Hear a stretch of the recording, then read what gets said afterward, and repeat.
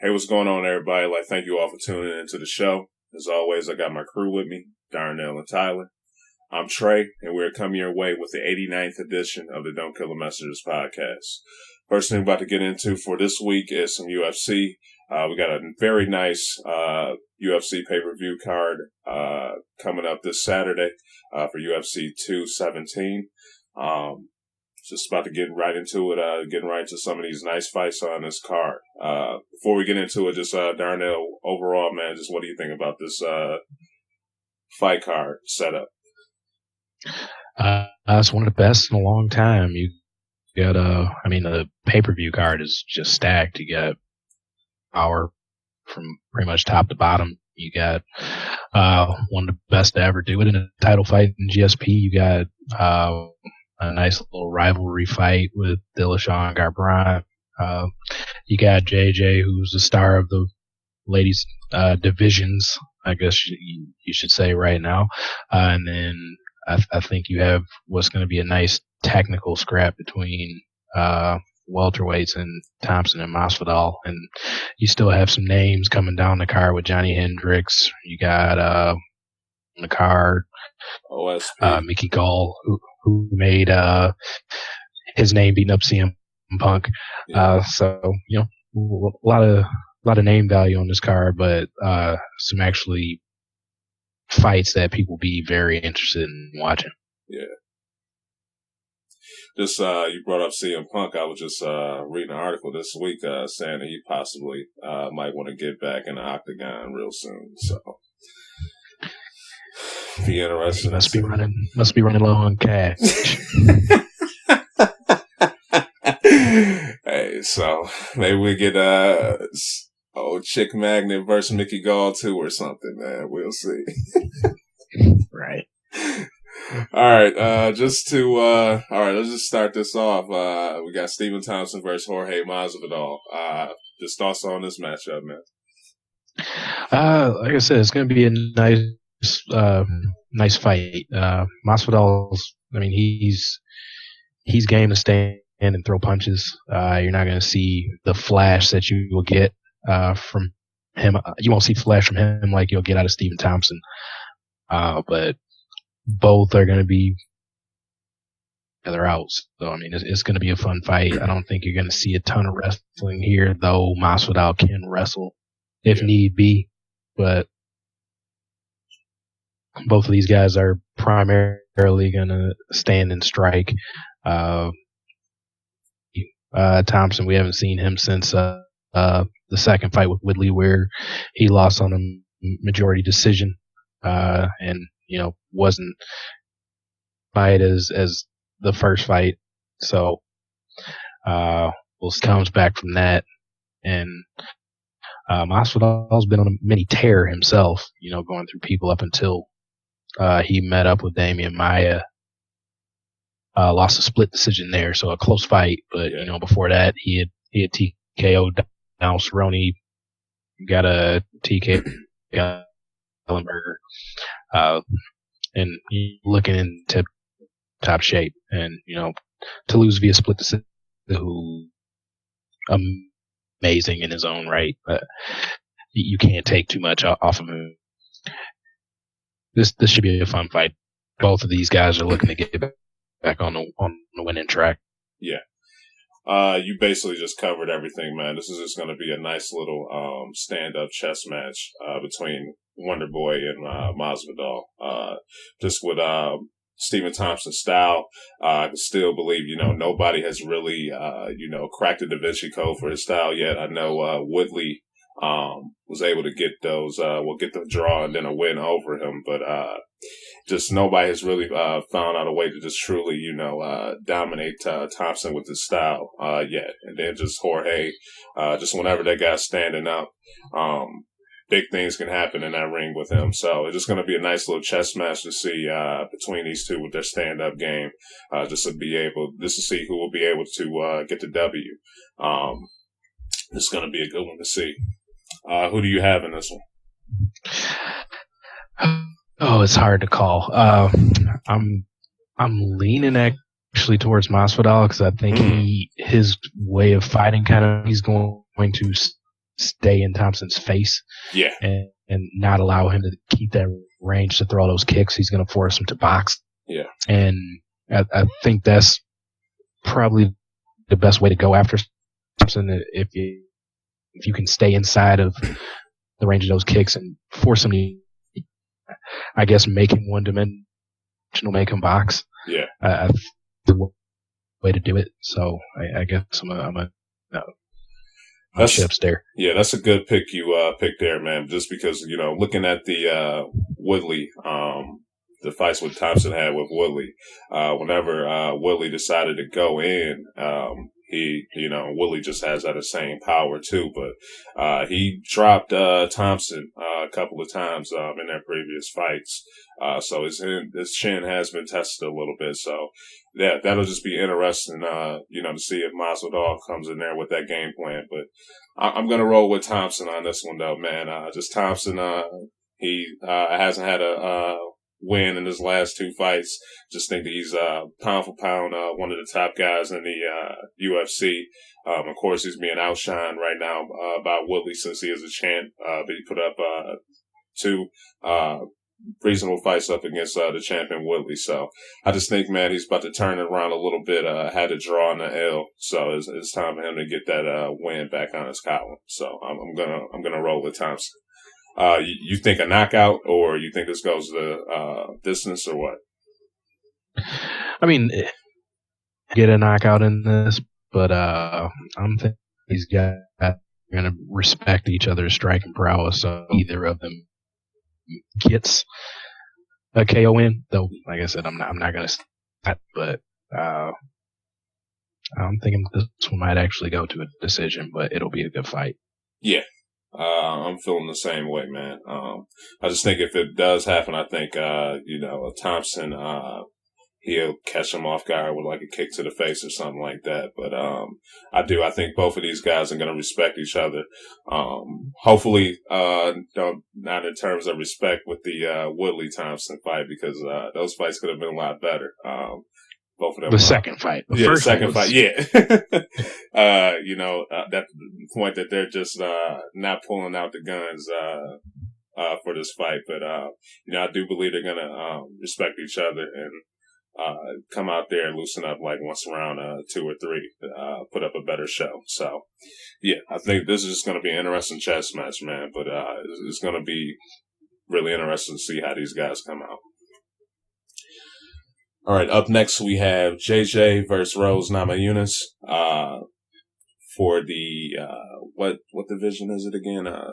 Strawweight. Yeah, strawweight. See if Rose can get JJ strawweight title. JJ, she's just been on a tear, man. But just thoughts on this fight? I mean, I think that this one's going to be pretty exciting. I mean, most people probably aren't. Rose Namajunas, and her record isn't the greatest. She's only 6, but if you've seen her fight, she's really scrappy. So she's not going to back down to JJ. But I don't think at point but I think she's probably going to come out hot and try to see if she can get that quick thing. Most people are thinking that's probably her best chance. That's aim to fight. So you'll probably see early in this fight. Okay. You say you think she's going to come out there swinging? You said. I think so. Okay. Yeah. She has no back down in her, and from promotional stuff from this fight, I guess there's been some disrespect thrown back and forth. Okay. That she's like off mentally or something. Like, I'm pretty sure she's not too happy about being talked down to like that. And then this was something to prove. Yeah. This be interesting to see, man. When those girls get mad and, want to get scrappy, man, it could be ugly. So, but with, I can admit I have not really seen that much of, Rose, fighting. How's her wrestling? You seen her wrestling? She's not like a textbook, like a Gedalia or anything, by any means. No, like okay. she's not like that. I mean, I guess about her nickname is Thug. That's her. Okay. If you want to apply that to her fighting style, she's gonna go after you. Her jiu-jitsu is pretty good. Okay. I mean, her wins have been by submission. So that's where she has her bread and butter. She has real good of her last 4 wins, 3 of them came in that fashion. Yeah. So she's fine, especially if she's on her back or something like that. She has some decent jiu-jitsu to her, but she's not like a takedown specialist or anything. Double leg and people. She's willing to take a fight wherever it goes. I mean, I guess I would think of her as not this level of jiu-jitsu, but just how she's willing to just fight and do whatever. She's like a female Diaz. Oh, okay. Wow. So yeah, that's going to be interesting to see then, man. Cause I was just wondering with that, man, because you said like she's going to be, getting up in there, ready to fight JJ and everything. Just want to see how her, condition is going to be too, because this is going to be a 5-rounder. So, she fought Paige Van Zandt in a 5-round fight and she lasted during the 5th round. Okay. So, I'm not worried about her gas tank. It's just the volume of punches at JJ. True. I mean, that's overwhelming. It's just, can she get off that shot that would need to be to, her down? Yeah. So, yeah, that's just going to be interesting to see, man. You're just talking about the grappling and whatnot. Hopefully she's going to go in there and use that to her advantage to try to, get a hold of JJ. And that'll help cool down some of those punches. And JJ's just nice footwork too. So she can grab a hold of her, man, and can deliver some punishment. That would definitely help in her cause. But who you got? Yeah, but like I said, I think early kind of interesting just because I think Dirty with just kind of some brawling instead of the crisp boxing and stuff that we're used to from JJ. Yeah, I'm gonna roll with JJ as well, man. Just that girl just finds a way to get the job done. So it's gonna be hard for me to just go against her. All right, up next for the co-main event, we got Cody Garbrandt versus TJ Dillashaw. I think, honestly, my opinion, I think this is going to be the best match of the night, but just between these two, these guys, just energy, and just talent, what they bring into the octagon. I just think this is going to be the funnest fight of the night. But just thoughts on Garbrandt versus Dillashaw. It's a fight, but are very similar, and I mean that makes sense. They used to be in the same camp. Yeah, they're both in Team Alpha Male under California Kid. Yeah, so they know each other's tricks. I mean they both have probably learned some things since Dillashaw left the camp, but they both are really quick on their feet. They both pack a lot of power and punches.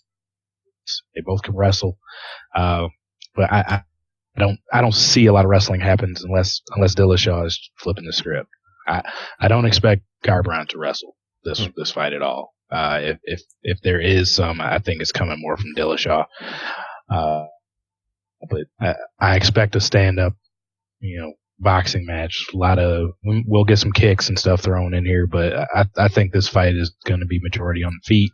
It's going to be some fast action, gas tanks. Both of these guys can strike out like cobras. So yeah, they were with California Kids camp, man. So you got to have a gas with that guy. Yeah, exactly. Yeah. So yeah. I mean, yeah, like you said, under your eye, Faber. That's one thing they're known for. Nobody gets tired, and you can go go. So, but yeah, I agree with you.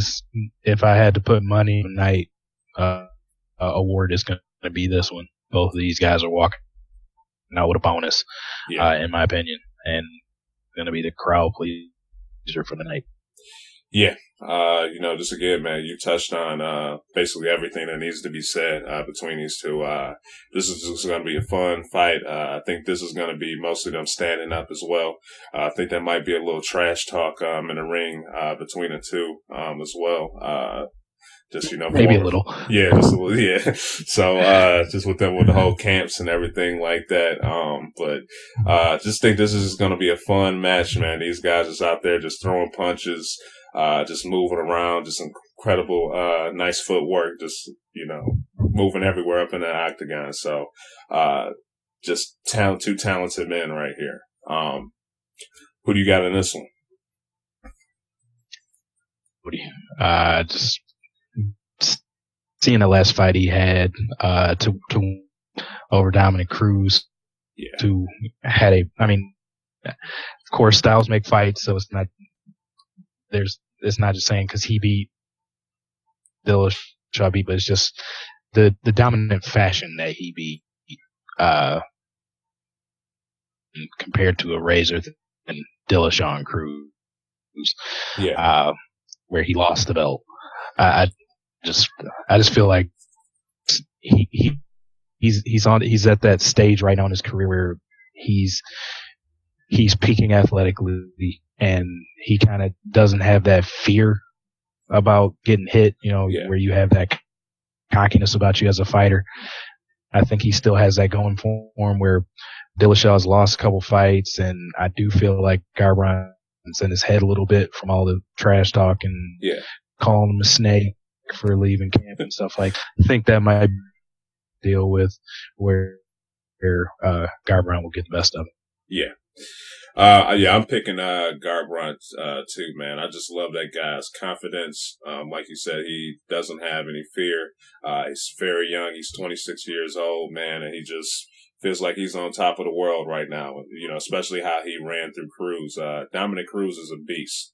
And for him to beat Cruz in the fashion that he did, that just speaks on the volumes of that guy's talent. So if I got to pick, man, I'm going to roll with Cody for this one as well. Now, what about this one, man? You think this will be a finish, or it goes a distance, or what? There's a finish in this one. Okay. Dillashaw's been clipped before, and I think Cody might be the next guy to be able to do it. And his hands are fast, and he hits very hard for his weight class. Yeah, so I think he does finish him, something like that. Okay. I'm leaning more towards the distance, but with both of these guys, with the skill that they bring, don't sleep on a finish. Both of these guys are very talented. They can finish a fight. But if, since I picked Cody, I think he would have the higher chance of finishing it, just with his skills, just how he is right now, going through the division. This is a quick question for you, man. Before earlier this year, Dillashaw, he wanted to move down weight, to fight your boy, Demetrius Johnson. If he, you think if he loses badly, in this fight, it gets knocked out quick or anything like that, you think there's a higher chance that will actually happen? He could move down in weight, to get DJ, or? If he gets dominated, I think he has to win some fights in the division. If it's close and it's just like, okay, I need to go down to see if I can take the division, then maybe so. But, some of the money for this fight goes down, especially if he just gets crushed. Yeah. True. So, just be interesting to see, what path he'll take, because, it was some huge hype early this year going into him possibly fighting DJ. So just be interesting to see the path he'll take after this if he doesn't come victorious in this fight. So. But all right, up next we have Bisping versus your boy GSP, man. Thoughts on this fight?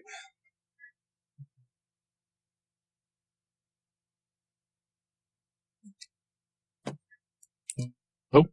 Yeah. No.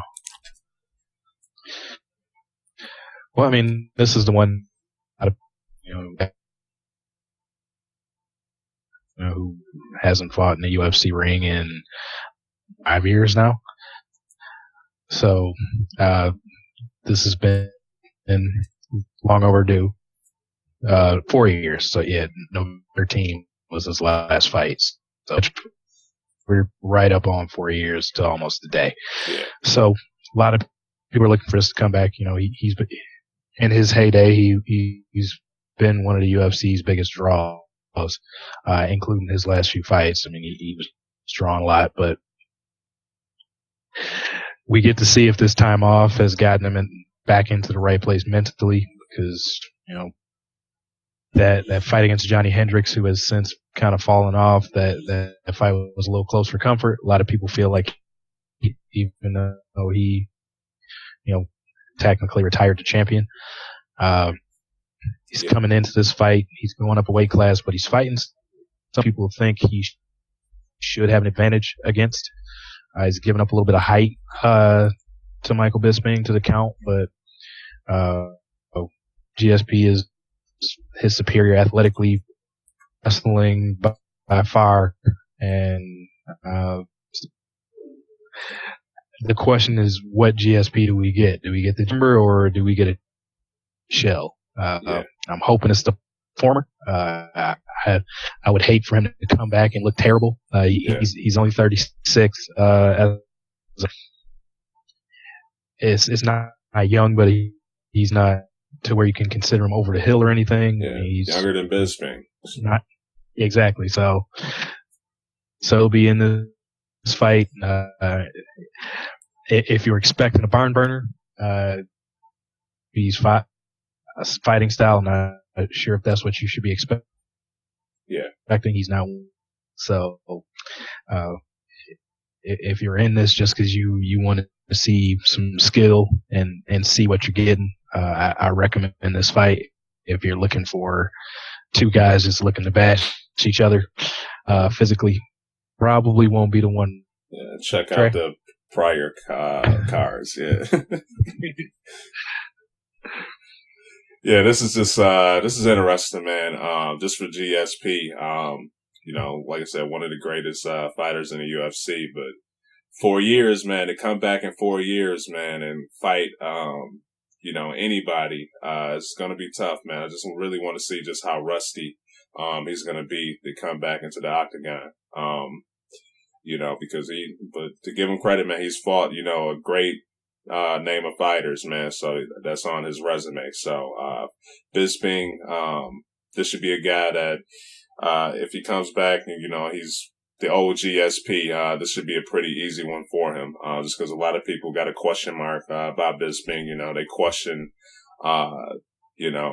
him getting the knockout over, Rockhold. What were the chances of him doing that? Just luck. And then, him fighting, an old Henderson. So a lot of people really want to, got a question mark on just how truly great, Michael Bisping is. So just for GSP, I think he's going to have to come back into the octagon and just use some wrestling, to try to bring Michael Bisping down, to get him off of where his strength is stand up. And then, Michael Bisping, he's going to have to defend those takedowns and try to keep it standing up. So, this is going to be interesting to see, the route that these guys take, in this fight, and just to see who will come out victorious. I think you scouted that one pretty much what it is.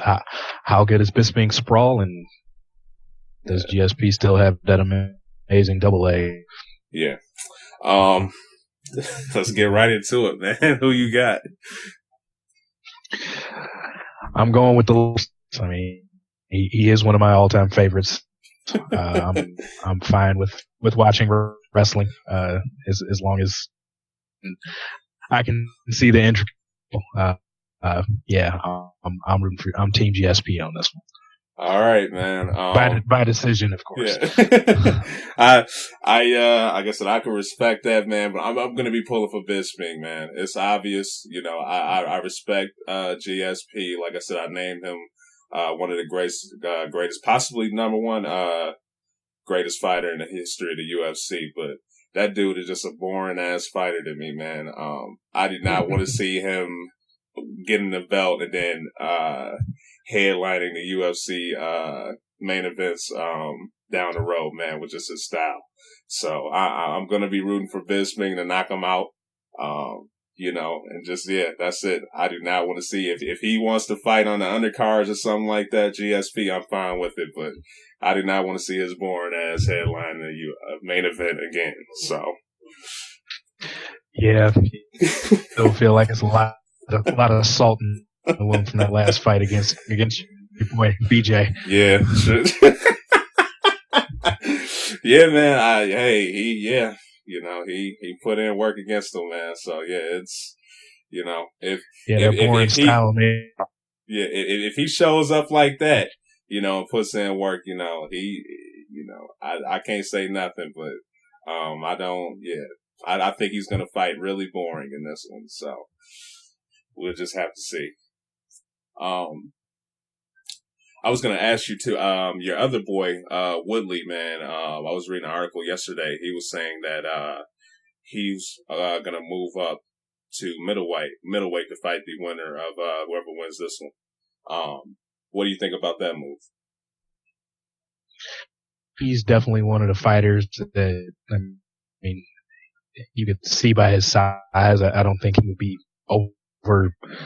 overmatched physically by anybody in the middleweight division. Because I mean, Woodley's a huge welterweight, so yeah. How tall is he? I don't think it would be crazy for him. Something like that. Okay.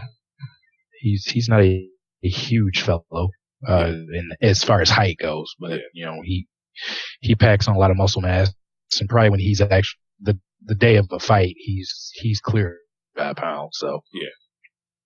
So yeah, that was just I mean. No, go ahead. For him, so I mean, I wouldn't.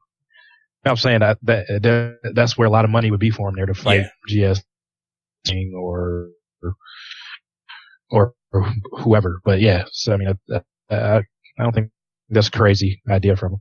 Yeah, I agree. I think that would just be a money move for him, man, to go up in there and possibly a fight between him and GSP, especially GSP. Wins Saturday, that would just be a huge payout for him, if he decides to, move up. But would there be anybody, else in that division, that you could possibly see getting a fight next between those, between either Bisping or, GSP, if Woodley was decided to go up, with Dana possibly putting Woodley on hold if he was to move up? Well, he could put him on hold just to get the titles unified. Oh, true. Yeah. Robert Whittaker is Whittaker. I was about to say, man, because that the interim title. Yeah. I could definitely hold on. Let's make sure we have it first before we start trying to make anything. So I would probably assume he has his next shot just so they can declare it. Yeah. So, yeah, man, because that Whittaker guy, man, that guy goes up in there and just handles business quick. So, whoever, you know, whether it's Bisping or GSP, they're really gonna have to get everything in line to fight Whittaker or Woodley too, man. If they were to give it to Woodley, because those guys don't play. Even just with them, man, even if they're down in a fight, one punch from those two could definitely change things around. So, that'll just be interesting to see how that all will unfold. So, but all right, man. Anything else to add for UFC? No, just fun card. Excited for it. How nervous are you for GSP, man? You think you're pretty confident in him, or?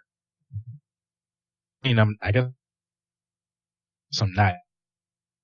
I do feel like his place is cemented as one of the greats, especially since he's coming back at a higher weight class. It's not like back to take back over to welter. I do think he did a little type deal here. He tried to pick the fight that would be the best outcome for him. Yeah.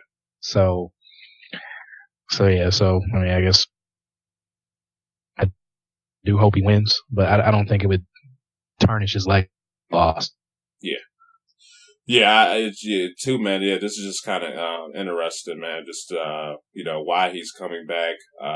What's there's not really a need for him to come back because with him, Mighty Mouse, John Jones, and him, those are like the key people that people say are the greatest of all time. John Jones getting popped again for the drugs.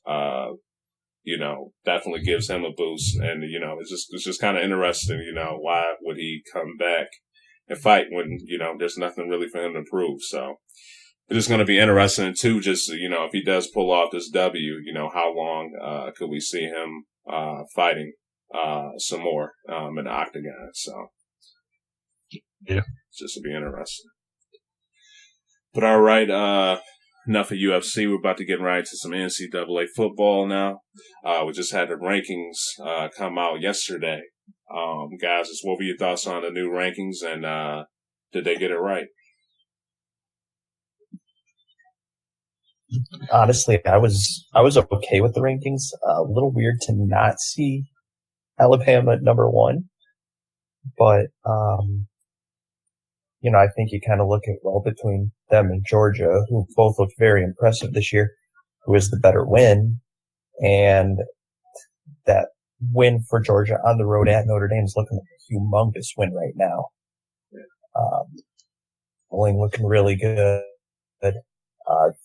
I was a little surprised that Notre Dame 4.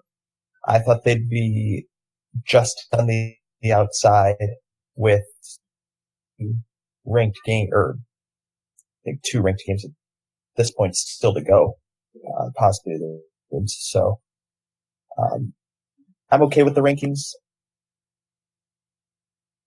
Problem with them. I'm a little surprised fell as far as they did. I didn't think they'd fall that far, considering it was a close game against another really good Big Ten opponent. And with the hype that's really surrounded them, I'm a little surprised to see them drop as far as 7. But I also understand that Penn State and Ohio State are going to be playing out those 4 spots anyway. So I'm still not reading a ton into the rankings. It's the first set that came out. A lot still has to happen. Yeah, I was go ahead.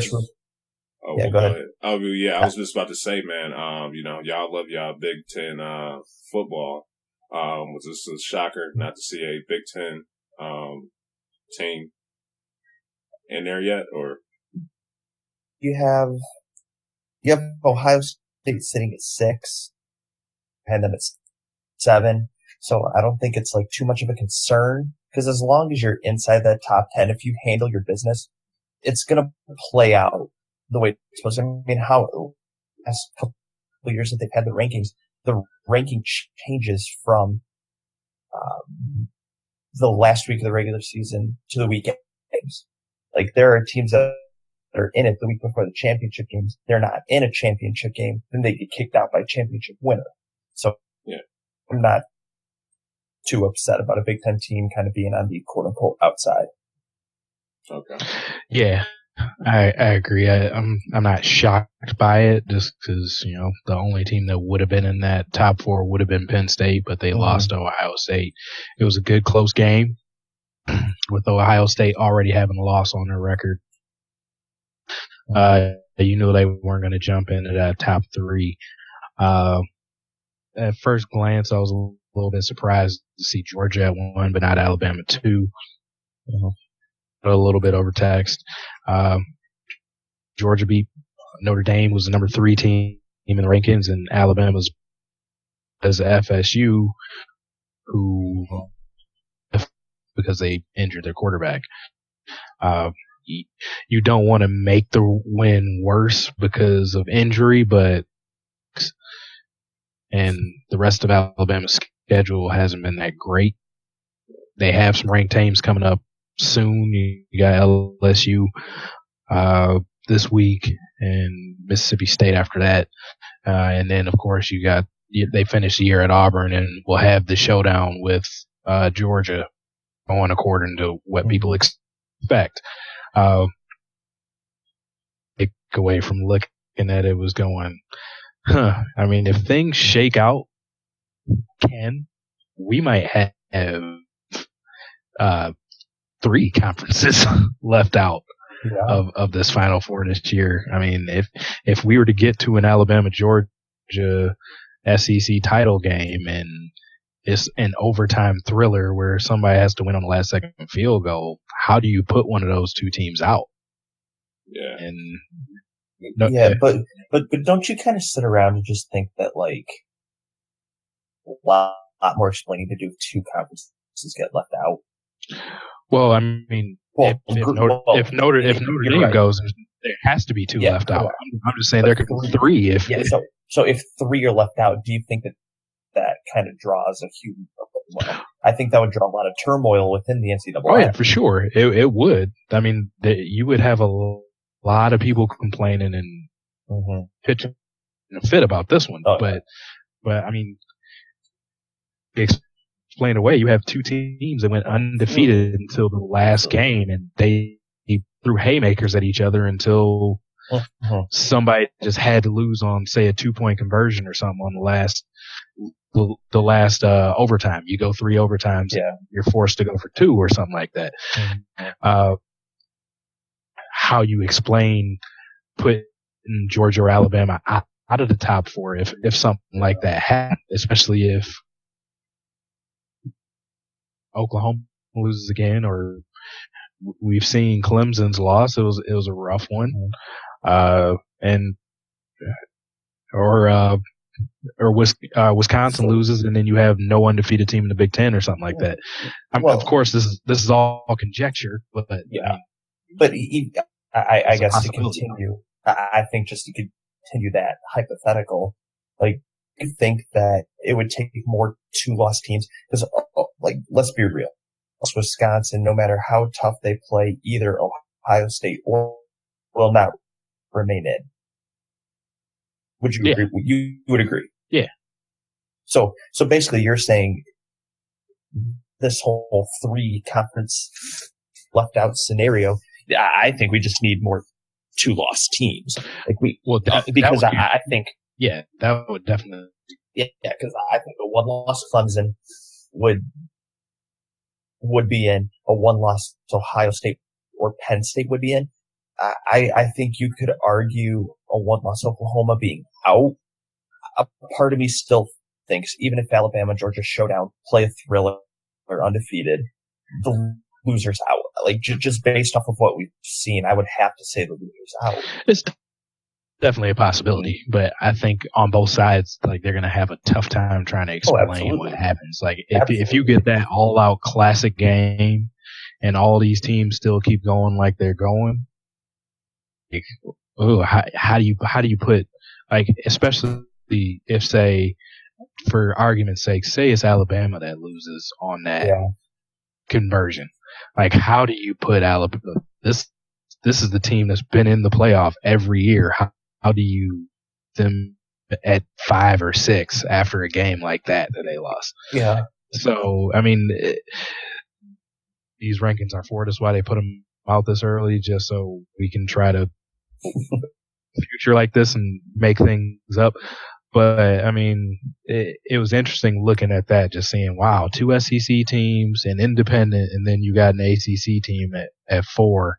And you got the Big 12, you got the Big 10, and you got the Pac-12 nowhere to be seen. Of it. Like, for the top 10, you finally get to Washington at 12. So, I mean, it shows how much the committee really feels about the Pac-12. Like, they're just screwed, pretty much. But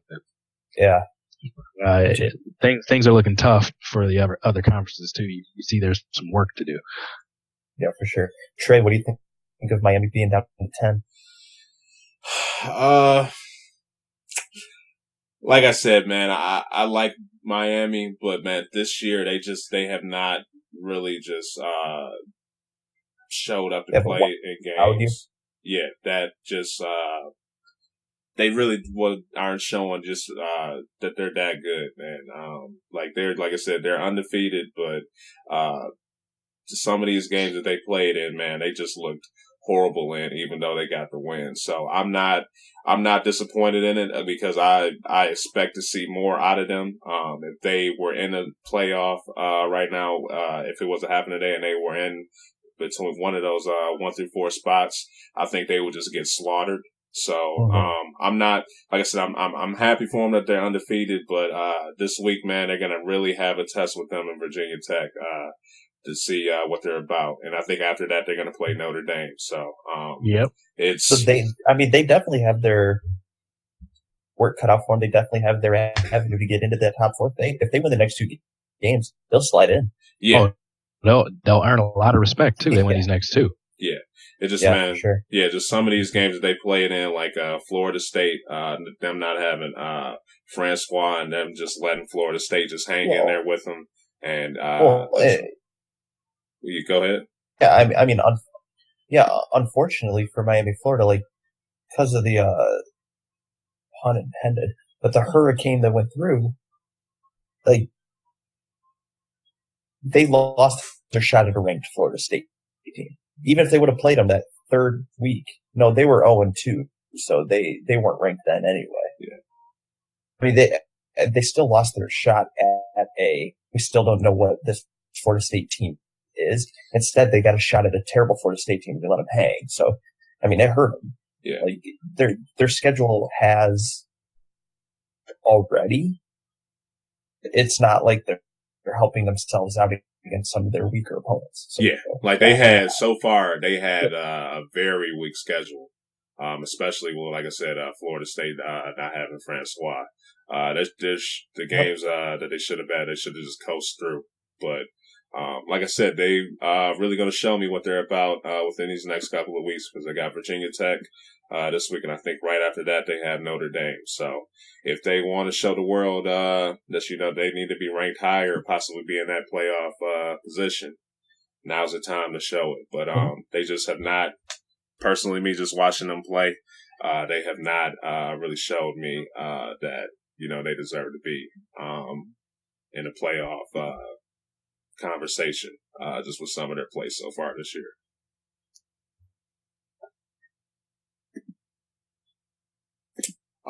Anything else on this playoff ranking, guys?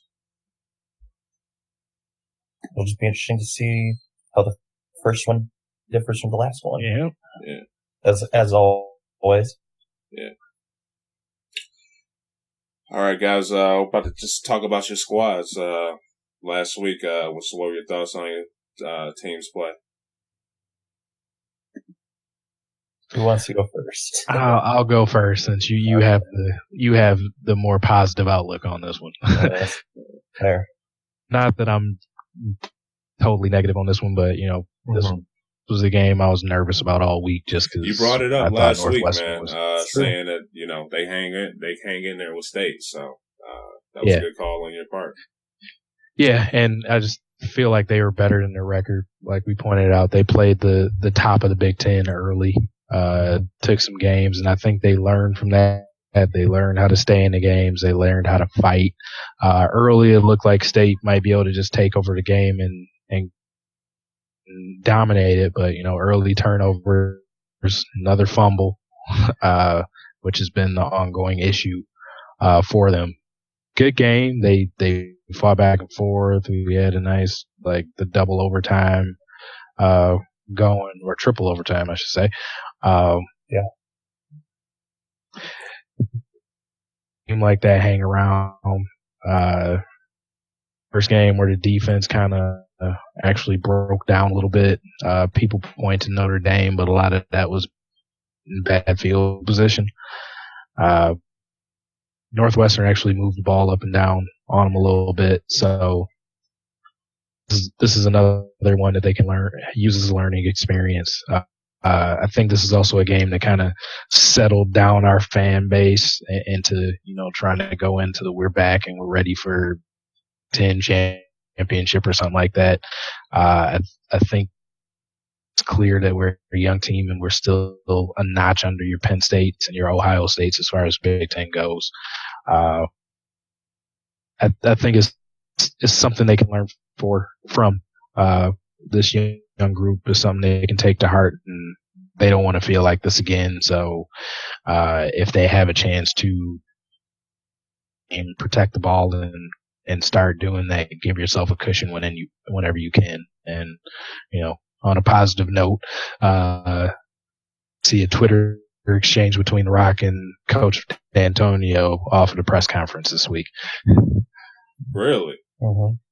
Yeah, I guess D'Antonio was doing his weekly press conference and a reporter's phone went off. They had a bunch of phones on record around the podium, and the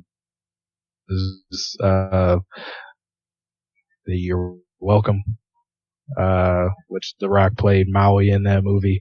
So, of course, that, and somebody sent the video to The Rock, and they caused a little exchange between them. D'Antonio invited him on campus anytime, and it was just a fun exchange. That's cool. Yeah, definitely something to lift the spirits a little bit after a tough one. Yeah. But I guess real fast for you right now, how much do you think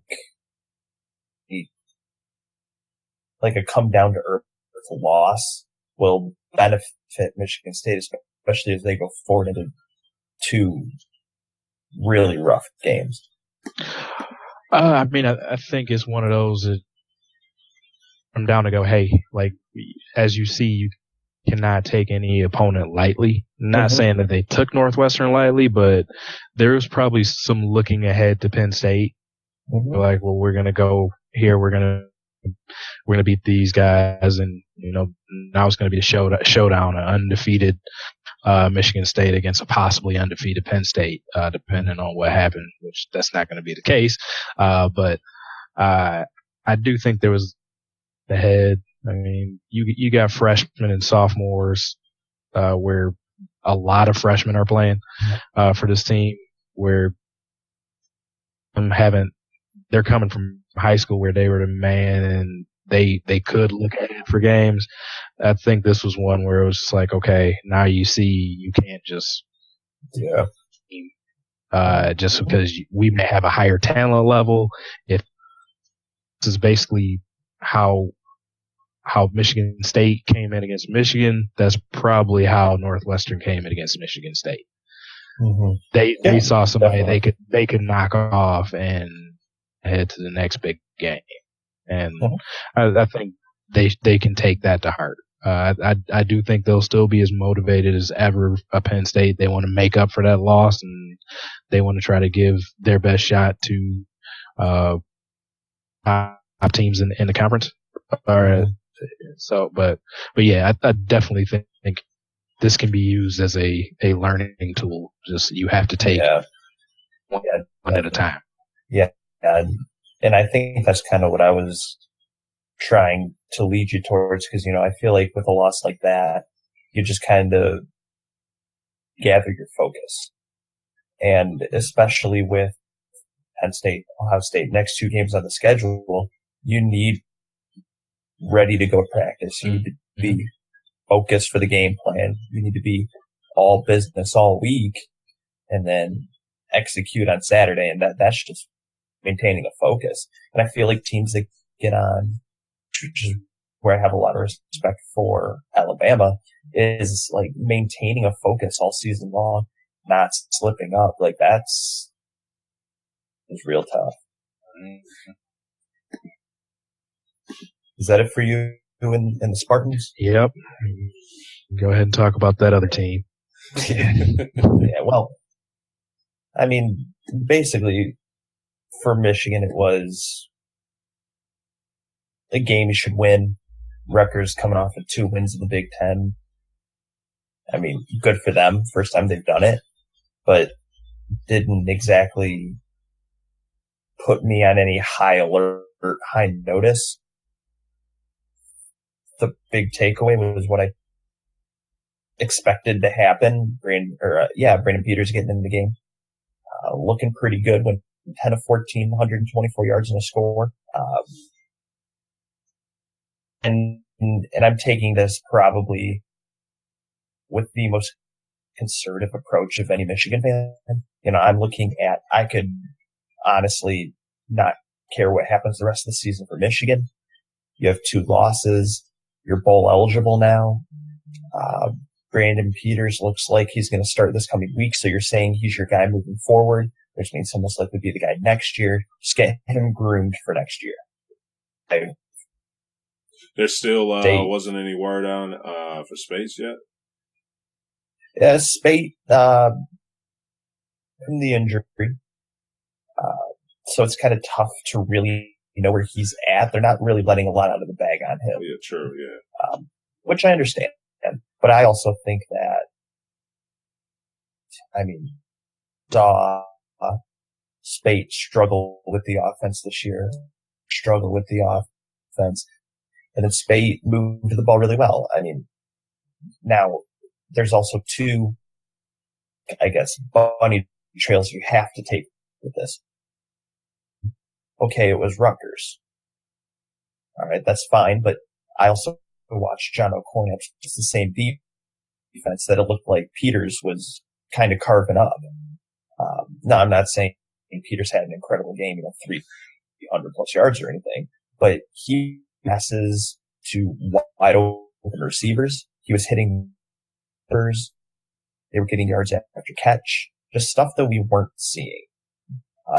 Only thing I wish I would have saw is I wish I would have saw a couple more deep balls from Peters so we could kind of see the arm he has, the downfield accuracy. But if you're going to be completing to 10-yard passes and get 15 yards out of it, I'm not going to complain about not taking long shots. The avenue you need to look at it is, O'Korn came in again, lit it up, and then look what happened. So I'm not sitting here saying Peters is, saving the season. He's, going to be the answer. It's like, well, we don't know that he's the answer. I just want to see Michigan move forward with him because if he's going to be your guy next year, give him the experience now. Like I was saying earlier, praise Michigan State for doing it with Lure. Best decision they made. When you go from 3-9 to having 6 wins, 7 games into the season, experiences plays a big factor. And I think the more experience, Brandon Peters, the better off he's going to be, the better off Michigan's going to be. So that's my outlook there. Michigan just handled business. Rutgers scored a couple touchdowns, no big deal. Defense still looked fairly sharp, even though they got burned on a 65-yard run. That hurts to see. And then Rutgers on their other scoring drive just sustained the long drive. But they got the win. They won by 21 points. So they had 3 scores on them. They handled business, did their job, got Minnesota this week. So it should be a pretty decent test.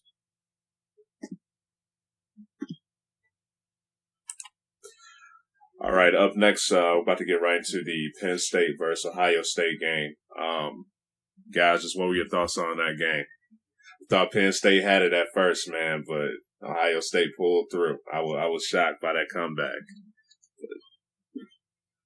Yeah, it looked like they were carrying on from the Michigan game. They were in control. Opening kickoff, taking back, and another quick score before you know it was it 21-3 it got up to? Yeah, something like that. Yeah, and then, and that just to be it, and, called us on the game, and called us another bad look for JT Barrett in a big game, but on behold, he was pretty much the start of this one. He came back and settled his team down, and the defense picked it back up. That front seven for Ohio State, my goodness. They, even when they were getting beat up, you could see they have some players there, and they just couldn't quite get a hand on anybody. But as the game went on and as they tired out Penn State's O-line, that D is nasty. And and this was the first game where I can finally say, okay, Ohio State's offense picked it back up, and they're not as terrible as they looked against. This is a scary looking team right now, and I've bought in where, okay, yeah, this is my Ohio State team that I'm used to seeing and used to being scared of. Like this, they look nasty. Yeah, you hit a lot of the points that I would hit on, so I'll just, I guess, take this in a different direction. But even though Penn State took the loss, like, still had a Heisman moment with that kickoff return. I think even though he didn't lead the team rushing, technically McSorley did so Barkley was pretty contained, but still found a way to get a Heisman moment, which was a losing effort.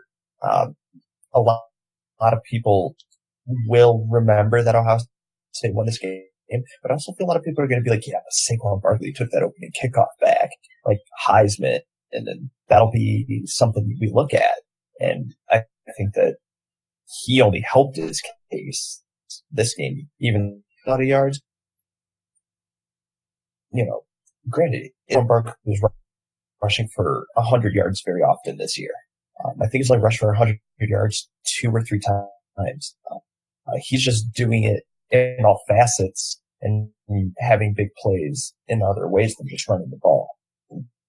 That's something I definitely took away from this game is Barkley can still look really good when, and he can still look really good without having huge stats. Not a lot of players can do that. But in terms of JT Barrett, he was 33 of 39. That's unreal. I mean, four TDs passing.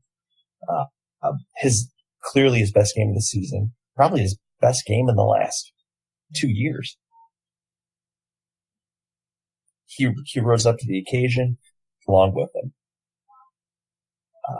Big credit to him. Big credit to as a coordinator, drawn up a good plan. Defensive coordinator contained, say something you do have to do. But they didn't let Penn State beat them when they had possession. Where Penn State beat them pretty bad was special teams. 2 really big kickoff returns that touched on, like I said, and I think they had another one that was like a 65-yard return on a kickoff side. So Penn State found the weakness there. Ohio State needs to clean that up going forward because teams are going to try and expose that. Oh, yeah. But just the idea that Ohio State played a complete game in the quarter. They didn't die. They didn't lay down. They stayed strong, keeping their playoff hopes alive. Big win. Them going forward. Now, do y'all, did you have anything to say to that, Darnell? No, I totally agree. That was big on Ohio State's side, especially for their future hopes of still trying to make it into that top 4. Yeah. I was about to ask you guys, do y'all feel like, I know Ohio State beat Penn State, but do y'all feel as if they are the best team in the Big Ten now? Because even though Penn State lost that game, a lot of people can look at that and say, well, yeah, that was more Penn State, beating themselves than Ohio State. Do y'all feel as if Ohio State is truly the best team right now in the Big Ten? I don't think anybody that watched that game would say that was Penn State giving it away. I agree. Ohio State had 2 turnovers and Penn State had 0. Yeah. Okay. Like that's Ohio State doing their job. All right. Yeah, if somebody said that, like I said, I would direct you to watching like coach's film of that defensive line getting after Penn State. Just say, you tell me that defense didn't turn this game around. Oh man! All right. Well, all right, guys. Anything else to add for NCAA football before we keep it moving? Weekend's coming up. Huh? Just big couple weekends coming up. A lot of big games. So got a lot. Yeah, this week especially, man. Like this is going to be one where all I'm going to be doing is sitting down watching football, like game after game. Good football games this week. So, yeah. All right, we're about to get into some NFL next. Had some trades go down, and had some trades that almost went down. We'll get the sorry ass Browns out the way with first, man. Just thoughts on that one, man. Go ahead. Go ahead. Yes. I guess how it goes down is two teams agree. The Bengals are going to send over AJ McCarron to the Browns, and the Bengals and send in the paperwork. The Browns are premature and celebrate and don't get the paperwork in time. So the trade doesn't go through, and the Browns are once again losers. Yeah. The Browns are just that, like, cursed. Well, it's like they're that late unprofessional, like, friend or younger sibling people have, where it's just like you're 55 and like you on the couch in the basement, like, what are you doing with your life? Type. Just like, okay, you've been trying to get a quarterback. You have a chance at a quarterback, which most scouts and everything say he has the ability to be a back in the NFL. Not saying that you're getting Tom Brady or John Elway or Drew Brees or something like this, but you're getting a serviceable quarterback to a franchise that, for whatever, there's kryptonite to decent quarterbacks. They either turn them bad or they think they're getting something and they turn rotten. So, I mean, who knows? Maybe this is the best thing ever for AJ McCarron, that he doesn't go to this black hole. Next year, people get tired of the Red Rocket and send him on his way, and he gets a chance there, which I'm pretty sure he would rather that. But Browns, how do you celebrate before you get a trade? Like, but to be fair, man, the Browns ain't shit. So a trade like this, anything could have made their day, man. So, but yeah, I'm fine with it making their day, but at least make sure the stuff happens. Facts of form, man. It should be dry before you're happy about something. Yeah. But like I said, I mean, these are two teams in the same state. Head coach used to be a coordinator in the other programs, so I mean, you should think you're getting some for Hugh Jackson. Yet the Browns be the Browns, and like, this is the most Browns stuff ever. Like, why do you have to be yourselves at this point? Screw up a ready-made trade for yourself, where you might actually for yourself. I'll even say this, like, before this, I would think it's the most Browns thing ever, and then it was like, take that out and insert this. Like, the next thing is always the most Browns thing ever. True. Well, I mean, 18 starting quarterbacks in the last 10 years or whatever the stat is. I mean, that's the most Browns thing already anyway, but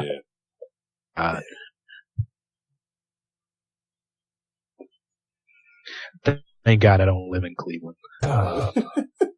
Hey, man, well, they had the baseball game. The baseball team was great this year, but, even the Cavs are starting off too, man. So it's not looking too good for the city right now, for sure. Well, imagine how miserable they'll be next year. Yeah. When LeBron's gone, Browns will still be the Browns, and the Indians will probably start sucking again too. Yeah. So, yeah, just hang in there, Cleveland. Yeah. All right, guys. Up next, we'll get to Jimmy Garoppolo. What are your thoughts on his trade, and is he the guy to turn San Fran around? I mean, it's definitely an improvement over what they've had. Just, I mean, San Francisco was awful, and look at this for what it means for some other teams. I mean, from what we've seen of Garoppolo, he looks like a good quarterback. Looks like he'll be able to do some things for the 49ers, but it's interesting. Like, I definitely wonder what this means now for Kirk Cousins, since everybody basically penciled him in as a quarterback next year, since he would be going to play with his old offensive coordinator. And then I wonder what this means for the Patriots now, because basically what this comes down to is they weren't going to be able to sign Garoppolo to an extension for the money that they wanted to pay, which means they have to. He wants to do and play into his mid 40s at a high level, which has not been done in NFL history. Last quarterback to start a full season after the age of 40 was like Brett Favre. And he immediately fell off a cliff, talent-wise after that season. To get here now, do they a draft pick next year or use those picks that they usually have stockpiled to move up in the draft and try to take a like that, or do they roll the dice for another year next year with Brady? That's what interests me about this trade more so than Garoppolo going to the 49ers. Yeah, definitely agree with everything you just said there. Of intrigue that surrounds this trade. One thing I shared with you guys before we got on was may not even play Garoppolo this year. Like, there's still a question mark if he'll even see the field. Kyle Shanahan came out and said, we didn't trade for Garoppolo to save our season. We traded for him to improve our franchise. So they're not, I'm not speculating this. They have said there is no promise he will play. Super fishy. Like, I get it. Like, you don't want to put him in there a losing season, build him up in the system for a while, but I think it's proven experience you get, the better you become. Like, if needs at this point experience, because he sure hasn't seen it in New England. I mean, if I were the 49ers, he'd be starting this Sunday. I wouldn't care. If you're admitting that your season's done, why would you not want to play him? And I feel like this is just some thrown at the media. Just from Garoppolo's standpoint, I don't think he would sit well, no pun intended, with having to sit the rest of the season. Yeah. Because I'm pretty sure he's going to be like, okay, I've already just had to sit behind somebody that the greatest quarterbacks ever for the last couple years now, where I feel like I can play and do good things. I'm not sitting behind somebody that I know damn well I'm better than. Okay. So understand if maybe this Sunday I don't start just because I don't have enough of a grasp on the playbook. But if I get a full week of practice, then I feel like probably behind closed doors, he's going to say that to the coach. Like, no, I didn't come here to sit more. My former climate doesn't mean I'm still going to be happy putting my butt on the pine. I want to be out there on the field. Yeah. His contract's up at the end of the year, is it not? For all we know, he may not even end up in San Francisco. Which more reason put him on the field. Correct. So he can play, and then you can negotiate an extension for him. Now, granted, if they'll give him the extension with you, for you to be our guy next year, because he's basically getting the extension for doing nothing. Yeah. And then that would be a 49ers thing to do. Yep. All right, let's just touch on Brissett. There's another guy the Patriots got rid of. Just what are your thoughts on him being traded to the Colts?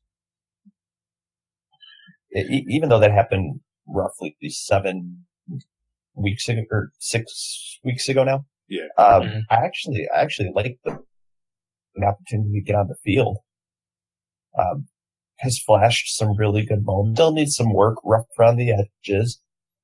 So understand that the Colts have had a lot of offensive line issues. They don't exactly have a great running game. They're starting to find one though. Marlon Mack looks like he's turned into something for the Colts, especially catching the ball. But for Brissett, I think it's just the idea that find a system more suitable for him. Be able to show the ability to use his legs a little bit.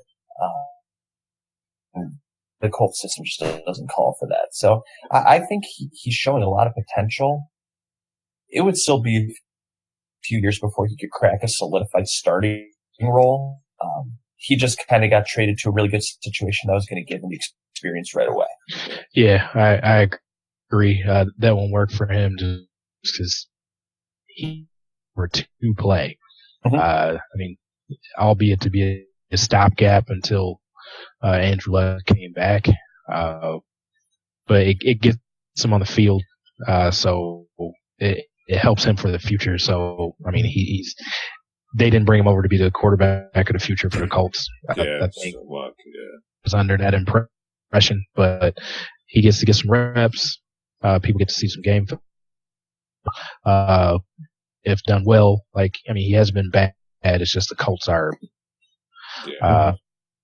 But at least he can show some things for himself. So the next go round when free agency is up for him, maybe he sneaks into a team that'll give him a shot where, hey, we don't have a ton of money to spend on a quarterback, but we like what you got. You think you can come in and be our starter for now? And if maybe you get that.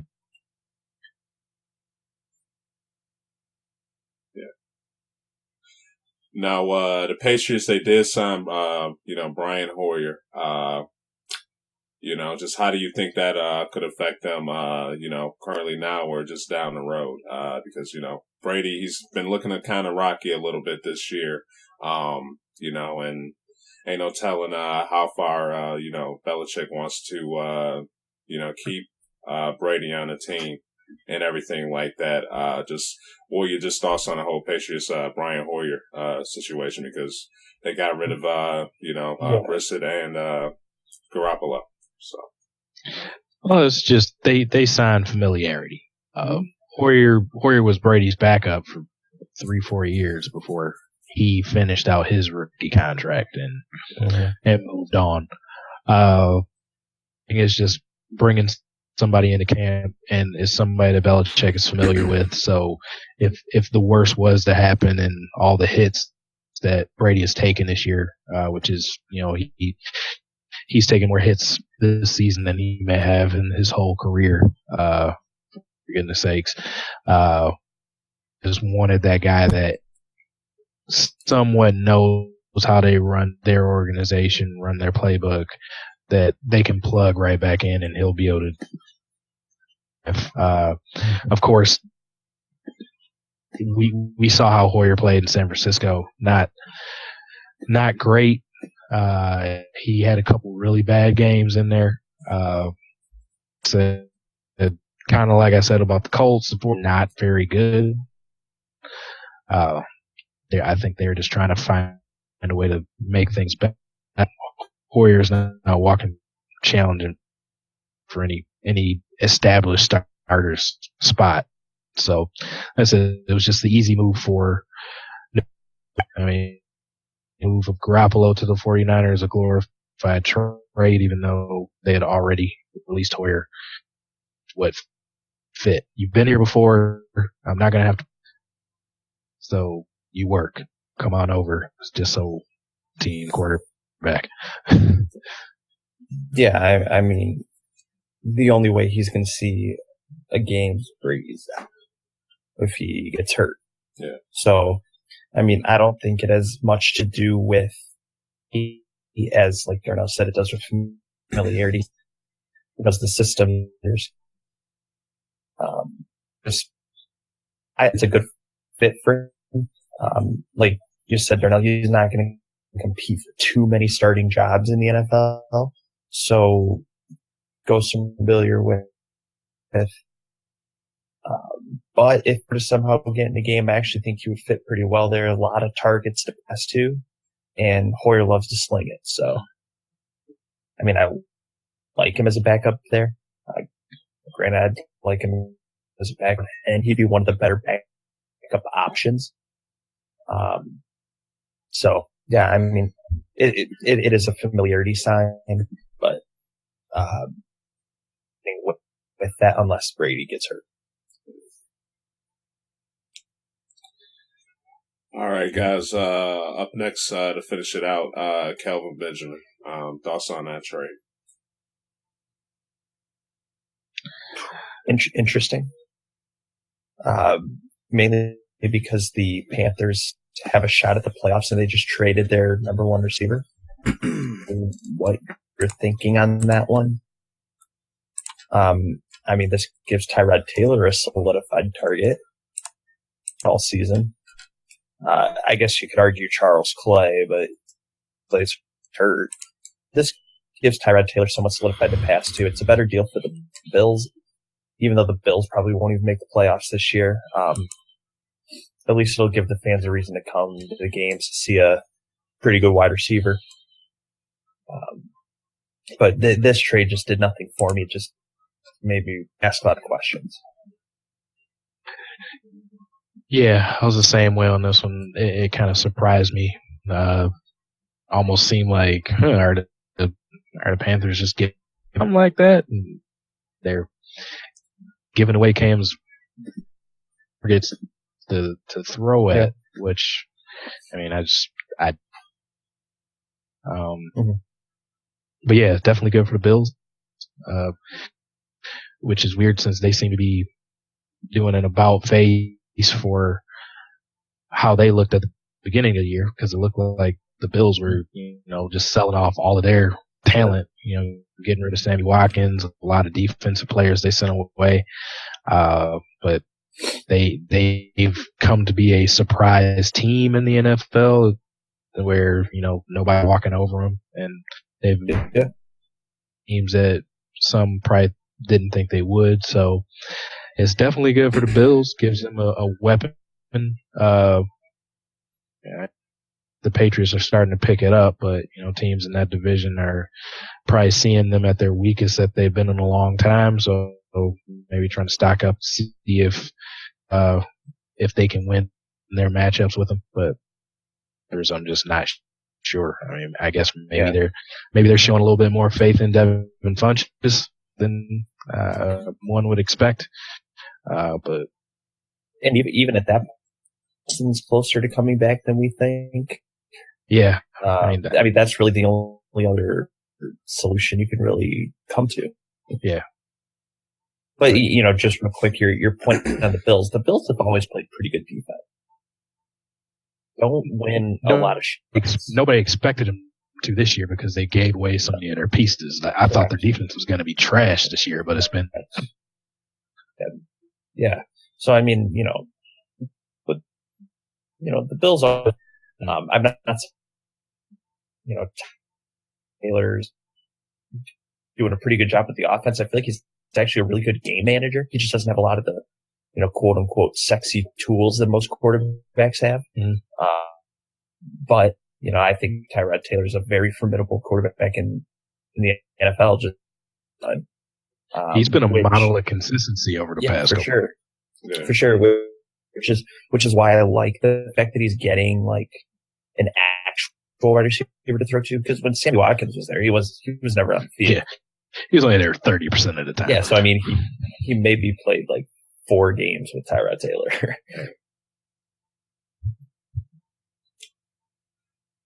All right, guys. Anything else to add for the NFL? Nope. All How about your luck, Cleveland? All right. All right, we're about to get right into the pick'ems to close everything out. Just for NCAA, we are close. Ty and Darnell, 31 for 53. I'm 32 for 53. And for the NFL, I'm 19 for 42. Tyler's 20 for 42. And Darnell's 25 for 42. So, got some classic football games for the NCAA football this week. We're just about to get right into them. First game we're about to go right into is Penn State versus Michigan State. Who you guys got? Darnell, because I did it, you should come to your senses. Come to your senses. But I'll go first. I'll take Penn State. All right, I'm picking Penn State as well. Yeah, I'm going to be realistic here. I'm not blinded by the hatred of Michigan or anything on this one. Yeah, I'm taking Penn State. I'm not even trying to bring Michigan into it. I'm just saying, be smart. Well, no, I'm just saying, like, you know, how we were favored to lose by a lot against the guys that still picked us. But, yeah, I got you there. Looks like that MSU education here for the Pickens. Yeah. All right, up next we have Clemson versus NC State. I got Clemson, but I think NC State's going to give them a close one. So I'm rocking with Clemson. Yeah, it might be a little fight, but I'm going with Clemson. I'm going to go Clemson as well, even though they've been very much under the radar since losing to Syracuse. They're not getting a lot of talk, but they might after finding their way in the top 6. Okay, up next we have Stanford versus Washington State.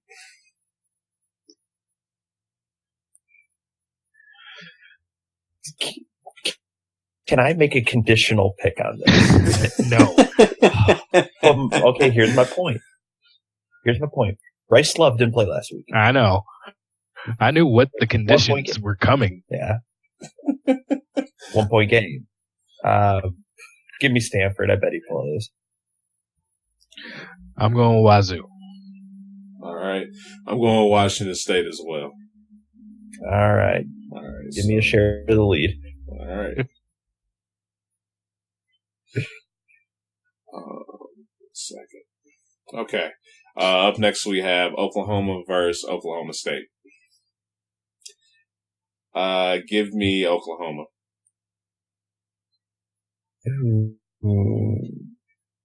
This one's actually really tough. I really like the way Oklahoma State's defense answered West Virginia last week. I was actually pretty impressed, creating some turnovers and everything. I think Baker Mayfield will take control of the game. Thinking hard on this one. Part of me wanted to take Oklahoma State. I'm going to be the outlier. Give me the Cowboys. Fair enough. I thought about it. I kind of wanted to. Something tells me Oklahoma. All right. You said Oklahoma too, right, Ty? Yeah, I'm going Sooners. All right. And up next we have Zona versus USC. I got USC. Hey, I call it my it's not at Arizona this year, so I can't call it my classic trap game. So I'm going to take USC at home. I don't want to pick them, but yeah, give me USC. They look so bad. If it was at Washington, I'd take Washington in a heartbeat. All right, up next we have Virginia Tech versus the U. Who y'all got? Give me the Hokies. Hokies.